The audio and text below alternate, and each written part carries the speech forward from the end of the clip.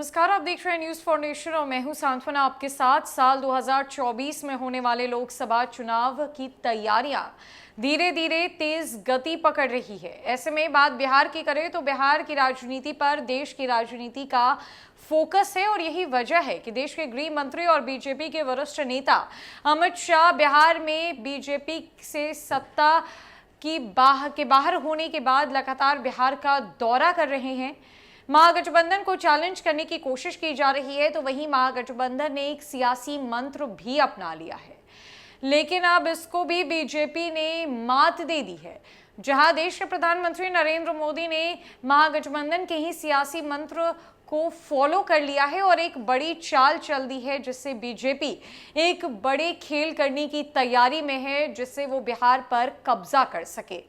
दरअसल प्रधानमंत्री नरेंद्र मोदी ने भारतीय जनता पार्टी के 44वें स्थापना दिवस पर पार्टी मुख्यालय में पार्टी पदाधिकारियों एवं कार्यकर्ताओं को संबोधित करते हुए कहा कि सामाजिक न्याय भाजपा के लिए सिर्फ राजनीतिक नारा नहीं बल्कि आस्था का विषय है। उन्होंने कहा कि उनकी पार्टी बजरंगबली की तरह विशाल चुनौतियों से पार पाने में सक्षम है और कार्यकर्ताओं की भक्ति, समर्पण, शक्ति एवं राष्ट्र प्रथम के मंत्र के बल पर देश में नई राजनीतिक संस्कृति का सूत्रपात करने में सफल हुई है।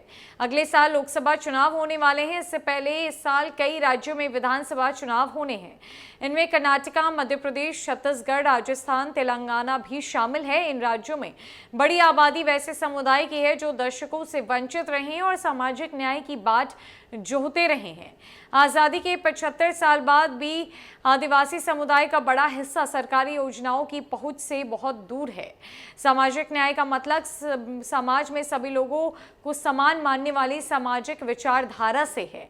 इस व्यवस्था में किसी के साथ भी सामाजिक, सांस्कृतिक, धार्मिक या आर्थिक पूर्वाग्रहों के आधार पर भेदभाव नहीं करना चाहिए। इसमें उन लोगों या समुदायों पर शासन का विशेष ध्यान अपेक्षित होता है जो दशकों से सामाजिक उपेक्षा का शिकार रहे हैं और देश की विकास धारा से वंचित रहे हैं।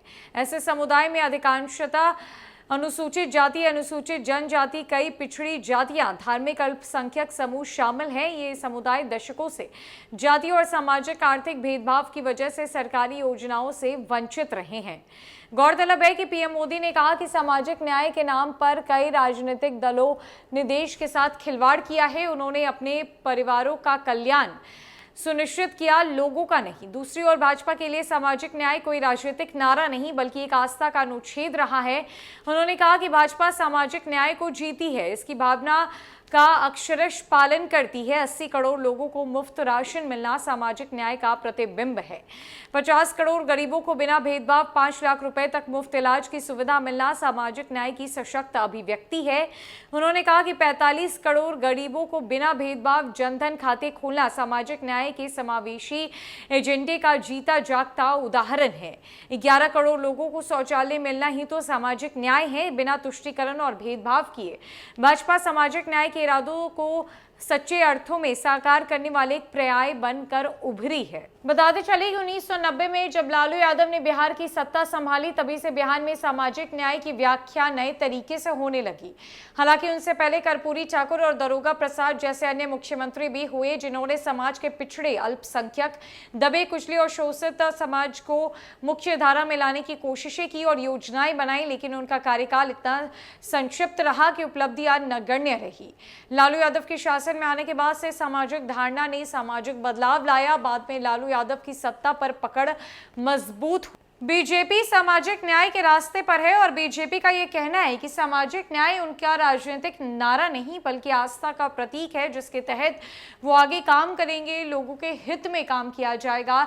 ये मूल मंत्र बिहार में महागठबंधन की सरकार का हमेशा रहा है। जहां लालू प्रसाद यादव को गरीबों का मसीहा कहा गया है, तो वही सरकार जो बिहार में हमेशा बनती रही है वो अल्पसंख्यकों पर, जनजातियों पर हमेशा उनका एक अलग फोकस रहा है और अब इसी रास्ते पर बीजेपी चल चुकी है। जहां देखने वाली बात तो ये होगी कि अगर बीजेपी का ये एजेंडा सफल हुआ तो महागठबंधन को कितनी मुश्किलें झेलनी पड़ सकती है और क्या कुछ नुकसान हो सकता है। आपको क्या लगता है, क्या होगा आने वाले भविष्य में? किस तरह की राजनीति और कूटनीति देखने को मिलेगी खासकर बिहार में?